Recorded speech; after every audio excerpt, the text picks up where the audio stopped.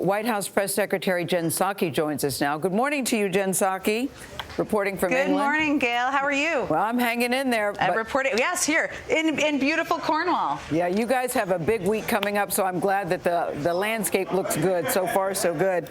Listen, we just heard from Nancy Cordes that the Biden administration is now going to donate 500 million Pfizer doses to countries that need it most.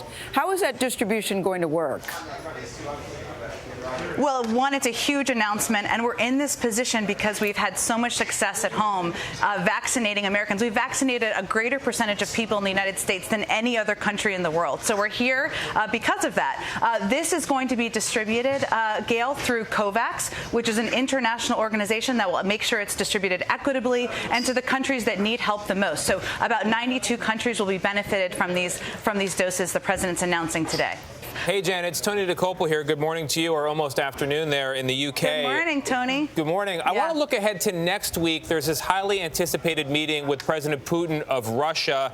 And on the agenda, it would appear, are the recent cyber attacks exposing these really frightening vulnerabilities in American companies, really rattled Americans overall. How does President Biden plan to address those cyber attacks with President Putin? Because we understand that the attackers were inside Russia.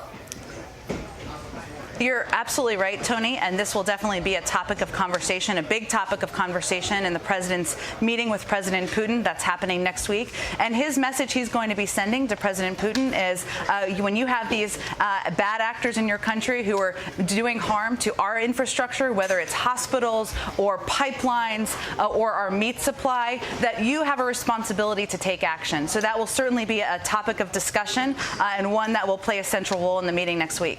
Realistically, Jen, how are you all expecting this meeting to go? The president has been on record as saying he believes Putin is a killer. No surprise, Putin did not appreciate that. Do you have any icebreakers planned? How do you think this is going to go? It's starting off very frosty, and the world is watching. Well, I will tell you, Gayle, that the president's focus is on delivering messages that are important to the American people and using this meeting as an opportunity to move our interests forward. So it's not about friendship. They have known each other for a long time. They have a lot of disagreements. But this is going to be a candid conversation. It's going to be a straightforward conversation. The president's going to raise areas where he has concern, whether it's the ransomware attacks or the aggression on the border of Ukraine or human rights abuses. But there are also areas we think we can work together. Nuclear stability. We signed an extension of New START. Russia is an important partner as it relates to the Iran nuclear deal, where negotiations are ongoing. So we want to move to a more stable and predictable relationship. That's in our interest. We don't want it to be adversarial and always heightened. And that's what we're hopeful this will be the beginning of the start to.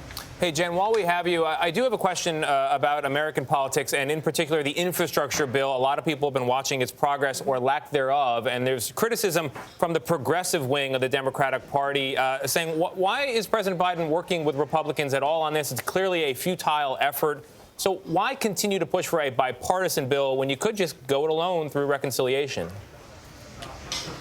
Well, first, let me say the president's focus is on getting this work done, getting an infrastructure bill, a jobs bill signed into law, getting child tax credit extended, ensuring there's universal pre-K, and we're moving on a number of paths. So he's working with Republicans and Democrats. There's a couple of negotiations happening in the House and Senate now. That's progress. That's an encouraging sign, and we'll see where that goes. And he's doing that because that's what the American people elected him to do, to find areas of compromise, to find areas where there's common grounds. But his only red lines here, Tony, are inaction and raising taxes on people making less than $400,000 a year. So I can assure you we're going to move on many paths. We're going to see what can come out of these negotiations, but we're continuing to move through on a reconciliation path till we have that option available as well. All right. Safe travels on the road. Big week for the Biden administration. When you return back to the States, In the Heights is opening. I highly recommend it. You're welcome for the suggestion. I'm looking forward to seeing it. All right. Thank you, Jen, for your time. Thank you both.